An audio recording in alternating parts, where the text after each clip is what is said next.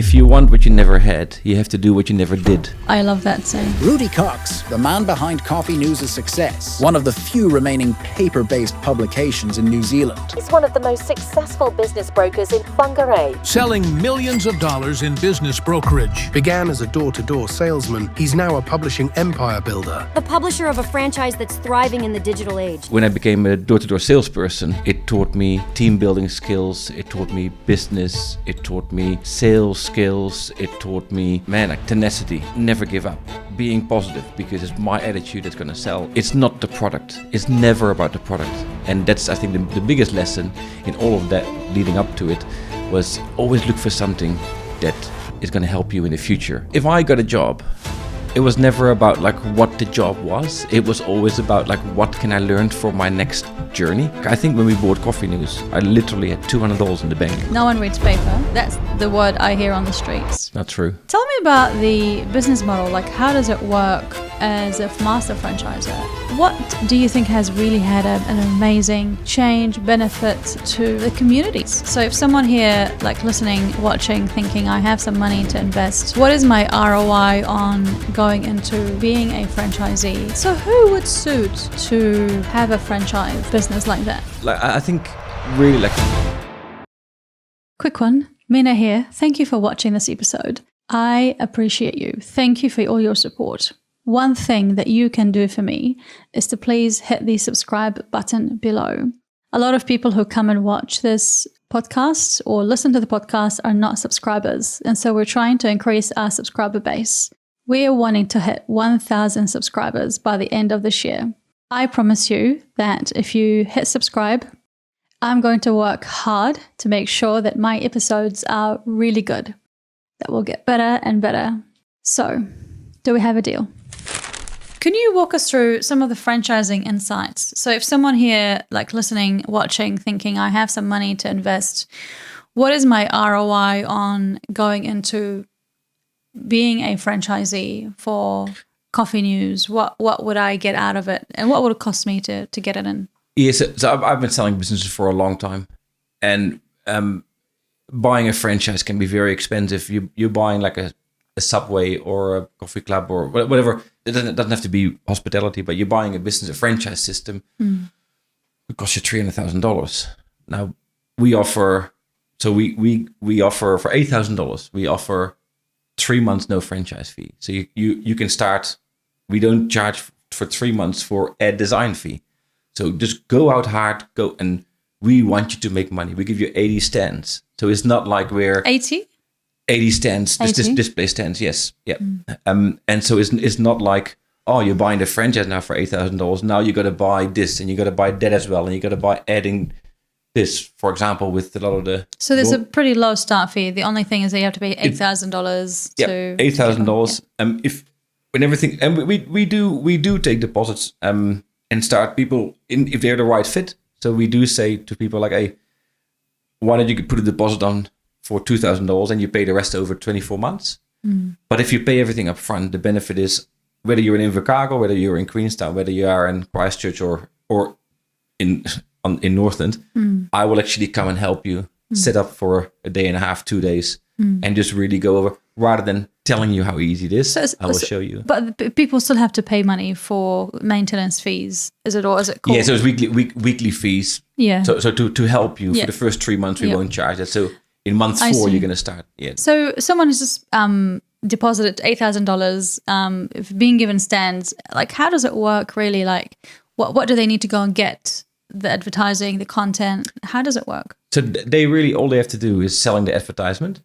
So you send emails, you go and visit people at businesses, and they say, we're going to start Coffee News in this area. Do you want to support us? It's obviously a little bit more. We got scripts and all that for as well.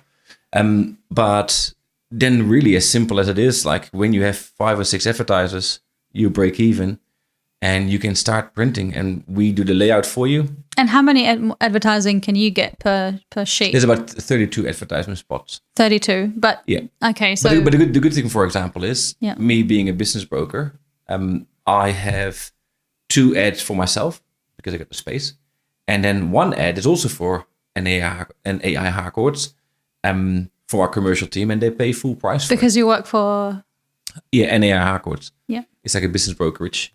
Yeah. We're nationwide, but it's our office is paying for a full for that ad as well. So you get that support too. That's great. So they have paid your deposit. They've got the swing of things. They're in a new area. So the gist is there that if someone is interested, they can start start supplying coffee news to an area in New Zealand that doesn't have coffee news already. What are some of the areas that you think there's a huge potential in New Zealand that doesn't have coffee news yet? If I was a real estate agent starting in, for example, Gisborne, Taupo, like after the 7 Sharp edition on TV, we had 4 or 5 people in Taupo that said, "Oh, we haven't had it for a long time. Where can I get a copy?" Even cafes, "Hey, can we stock it?" No, you can't because there is no publisher. But in towns like that, if I were a real estate agent or a business broker or in that a business that I would feel that I want to sell to hospitality venues, for example, I would want to have a coffee news franchise, and I would start to build trust and build relationships in those areas, particularly in size in towns with the size of those Taupos and like little towns. Not little towns. Like, I mean, in Auckland, it works really well because there is scale, so there's a lot of businesses. So it's a numbers game. But also, we have been there since 2001. So it's pretty saturated in Auckland, is it?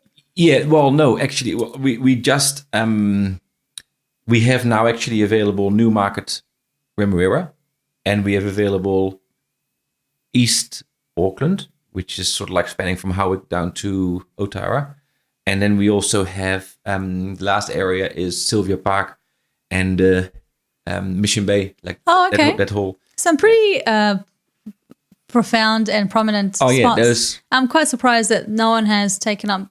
We were there just due to circumstances. Circumstances no longer. It is available. Yeah. So who would suit to have a franchise business like that?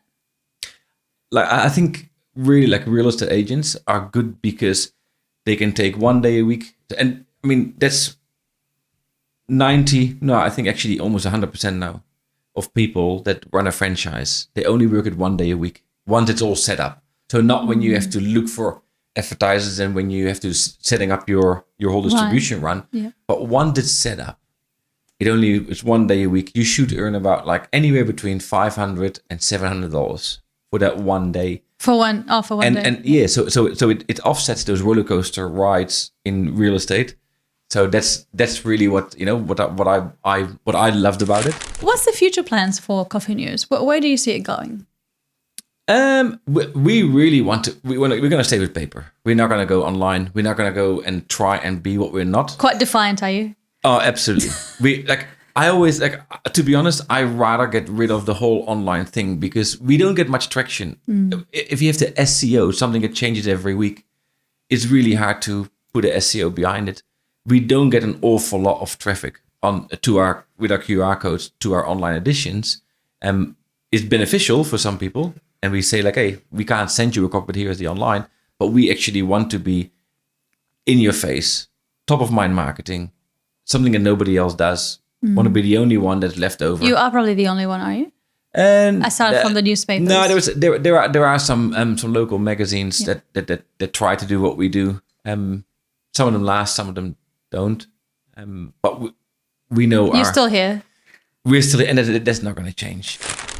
A bit of a journey have you had so far, haven't you? Like you've had. It was. Some people call it a journey. I just call it life. Just life. Life happens while you're making plans. Can you take us back a little bit there and what happened when you landed? Did you just have a job to do, or did you get into business straight away, or what was going on? What was going through your mind in Kiwi land at the time? Somebody told me go to Bay of Islands, and that's where I went. That's where I went. That's where I went, and I stayed there for about like 6 months, something like that. Oh, great! And then I started traveling, got a job in Auckland, in a hostel, and met lots of people. Great journey. Then I started traveling, and my car broke down in the South Island, and as you do, and But yeah, no, then I got that door-to-door sales job. What was I doing? I was doing some carpentry work or whatever. And I read this thing in the paper saying, looking for positive people. And I answered the ad and I got an interview, and it was weird because door-to-door sales, like I said, it's not something that you wake up in the morning and go like, today I'm going to become a door-to-door salesperson. So yeah. But you got excited about the job and you started doing door-to-door sales. I wasn't excited about the job. It was just like I could make money of it. And I knew. Yeah. And what did you sell? Toys, gift, like, that we had those singing toys that you just, and they would start singing, and we would just go to people's businesses. And when I got here, like I learned English in Ireland in a place called Dingle, which is a Gaeltacht, what they call it. And their schools, they educate their kids in Gaelic, not in English. So when I learned English, I started to pronounce things how they did. And I came here with a really, really strong Irish accent. I can't for the life of me do an Irish accent now. Not even you kind of do it a little bit. But I can't put one on. Like it's really weird if I do it, or if I try it. But there was something in that door-to-door sales that people wanted to listen to you and to your accent. They didn't actually care about what you were selling. Wow! So that was so your accent and your background was a real asset to you at the time. At the time, it was, and I milked it. Like I would go into there was a business in West Auckland, and I would go in there with my bag, and it was sort of like the second or third time in that week that we got there, and they were still excited. They were like, "Hey guys, come here! Irish is here! Irish is here!" And I'm like, "Okay, didn't expect that." But that's how I was known. Like I was Irish selling stuff. So how long did that go for? You sold things, and what happened in your career journey? Well, what I found is like I was actually pretty good in teaching people how to sell, and our mentor in the day was, if you buy someone a fish, they eat for a day, and if you teach them how to fish, they can eat for life. For life. And that's really like it was one of those companies where we would hurrah everything. Every time you came, you made $150, you would smash the gong and you would dance and you would clap. And some people just walked out of there at 5 o'clock and thinking like, man, that's like a cult. And we were like, we were proud of that sort of stuff. Yeah. And we were bragging about it, like, today I made $200. Hey, that's awesome. Yeah. And it was a really motivating environment. I was a bit older, so I was about like 24, 25 at that time. And most of them were like 18. And I realized, like, actually, when I'm that little bit older, I can be a bit of a leader in this. And so I started to build a team, and I had 20 people. Wonderful. Yeah, and that was sort of like I learned so much. Yeah, I was just going to say, you must have learned a lot of business skills at the time. Like that was like such a honing skill sort of experience. That was the real foundation, and still of what I do currently. Because it's I still have to talk to people I don't know, and our parents often say, "Don't talk to them. Don't talk to strangers. Don't talk to strangers." And it's in your head, it becomes sort of like a real thing in the mindset. Yeah. And I'm always open. I always give, and I'm way too forgiving. Like I trust people, and that's also my biggest weakness, my biggest asset, but also my biggest weakness. I give people second chances, and if they screw me over, I'm getting really upset. But if we can just have that relationship that we both respect each other in whatever we do, whatever we try to achieve, if it's a journey or if it's the end journey, that's fine too. But let's keep that respect and just make sure that there's a line there. If you're trying to like inspire somebody who wants to become an entrepreneur, that could be something that they need to have as a skill. If I could quote, if you talk about quotable quotes, if I would have 2 quotes, I would say, and that's what I use for door-to-door sales. If you want what you never had, you have to do what you never did. And I don't know who said it, but it's a bloody good saying. I love that saying. Yeah. The other one is, the person on top of the mountain didn't fall there. We all have a journey, and we all really, we all, however hard that journey is, we have to realize, like, man, it's going to be harder. The top of the mountain is still not there, and you can't fall there. You gotta. How far away are you on the journey? To be honest, I never focus on that at all. Where you are. I don't want you or anybody else to see me as like oh, he is so good or he's on top. As long as I can answer myself, for me, it's not about money. Never about money. It's about passion and about helping people. And if people think I'm unsuccessful in that, then let them think that. I really couldn't care less, because for me, I know my lifestyle. I know what I have achieved with my with the work-life balance. Some people would call me lazy because I pride myself in not working 24 hours a day. And if people therefore think you're lazy, they don't think that way. That's absolutely fine.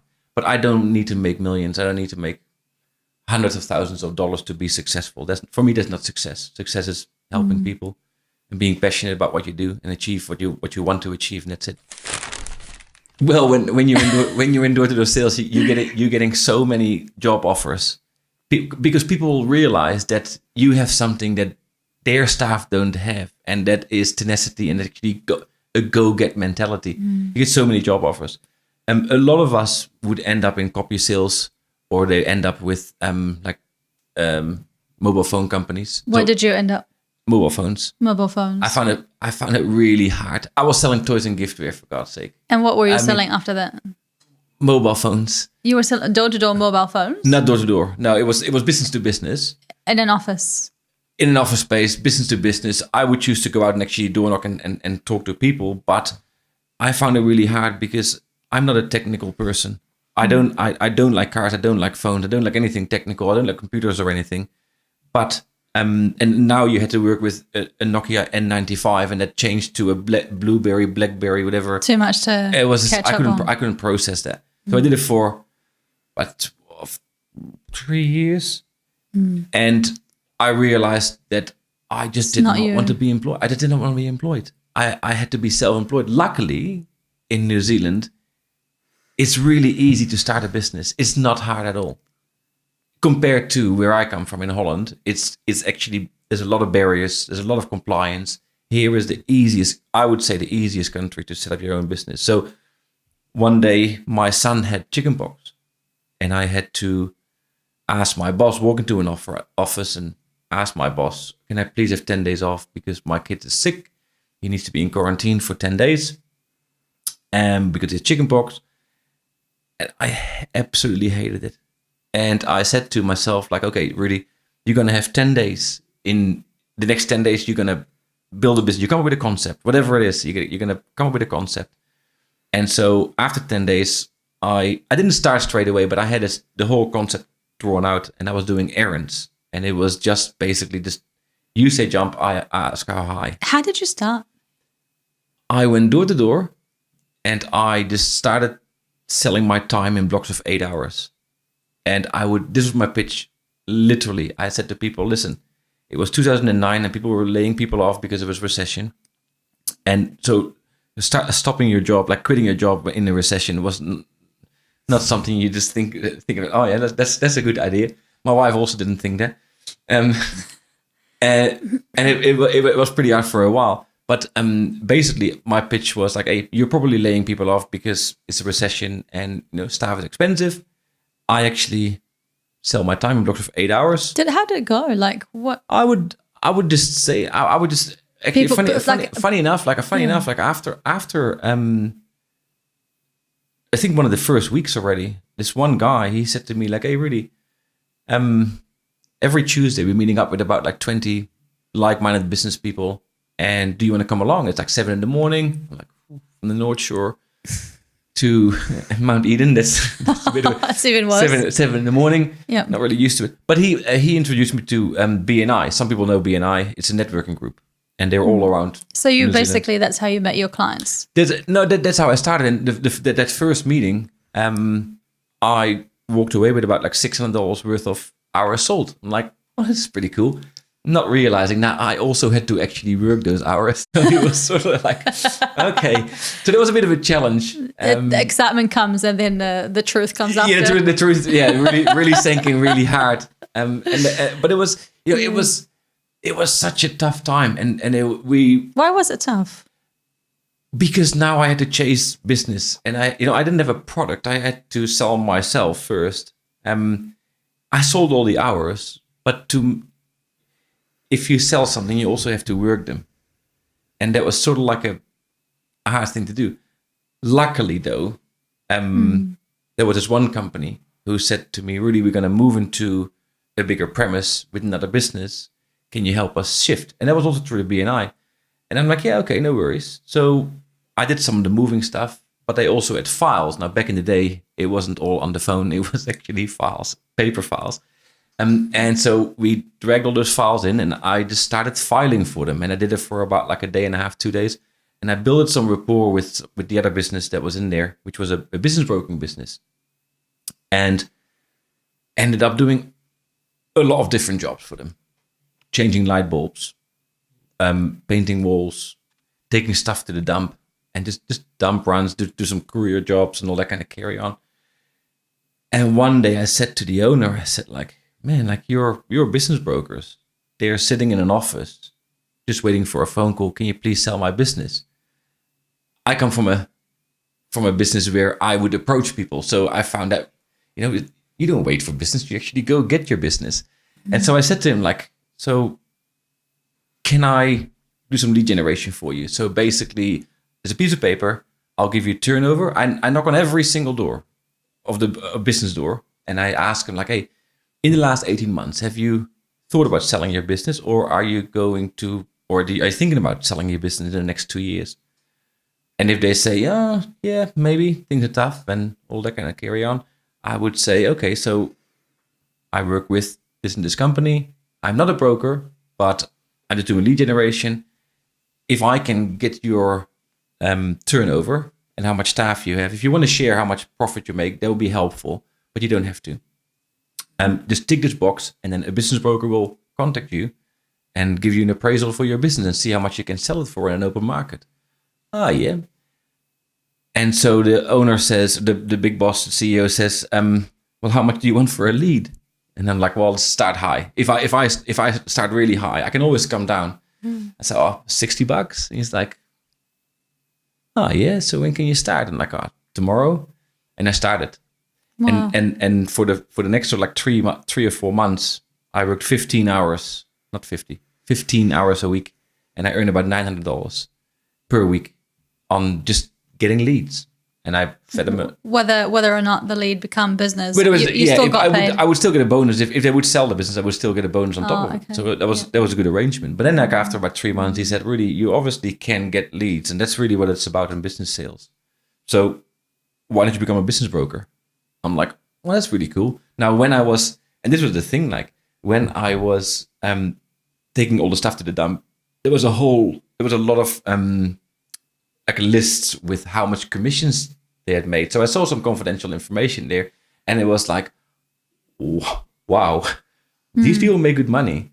And I never seen my dad earning more than sort of like 40, 50 grand a year. So for me, it was like, you can make this much. Like it was pretty amazing. And that's, hey, I want to get in there. I want a piece of the pie. That's how I got. That's how you became motivated. That motivated me. Yeah. And then next minute, you're in an iHeart course. Well, I sold with that previous company. I sold for about 2012 almost till COVID, and then I was with another small company. There was a couple of things, on a small company, but then I took actually a break with COVID. When COVID hit, I missed out on $90,000 worth of commission, because I had 2 contracts, good contracts, both over $1 million, and they both fell through the week that we shut down the country, and that really was a kick in the teeth. And that just, I couldn't get motivated, and I was just doing whatever I needed to do. And then Coffee News also came on the bus, on the scene. So yeah, so jump on that bus. Happy times. Yeah, that was good. But you've bounced back. Oh yeah, absolutely. Yeah. No, I never felt that we did anything wrong. It was the same thing with errands. One of the drivers why motivators why I wanted to have an errands business was because I thought, if I don't know what I want, and I'm looking for something, if I do different things every day, then something will come on your path that you will like, and that happened to be business sales. I love that. I love how you think. That is such a valuable lesson for a business owner and entrepreneur that I agree with as well, because you just have to go and do something You just have to keep moving and Keep moving. try this, try that, do this, do that, and something will come through. An idea or... Yeah, what was the Dale Beaumont has a saying in that perfection is, or there was something about... Is it you get paid for what you implement? No, that's maybe another one. No, it was something about moving forward is better than perfection. Yeah. And it is about little movements. It doesn't matter how. Yeah. As long as you go forward, as long as you don't go backwards. Yeah. As long as you don't stop. Yeah. Because the ship that stops, it's not going to get to a destination. But at least if it's moving, even though it might go into a different destination or off track, it can still steer back into its own, future destination. Yeah, but also don't be afraid to realize when you do need to stop and actually reflect. Yes, I agree. And look at your systems and for good reasons to stop. Yeah, to pause. Say pause. Pause. Don't stop. Yeah, pause. Oh, let someone else drive and then you pause. In your whole life, whether you are, you all think of moments. Maybe when you haven't recognized it yet when you're young, under 25, whatever it is. But in life, there is always 3, maybe 4 moments that can define the rest of your life. And if you're going to say no to everything and you're very risk adverse, you're going to miss any of those 3 or 4 points in life. So for me, there was a point that I made a choice to go to New Zealand and then stay here. There was a point where I made a choice to say, I'm going to start my own business. And starting is the most important part. And there was a time that I had I think when we bought Coffee News, I literally had $200 in the bank. We had some equity in the house. But it was one of those times where if I hadn't jumped on that opportunity then, I would have missed that boat again. And now finally we bought a house, we got the business, used the house as collateral, so it's obviously mortgaged. But those times, don't miss that bus and just do it. Don't waver. Don't think too long about it. If it feels good, and jump 2 feet in, but give it your all, and don't give up. Tenacity. Just never stop. If you stop, make it a pause, not a stop.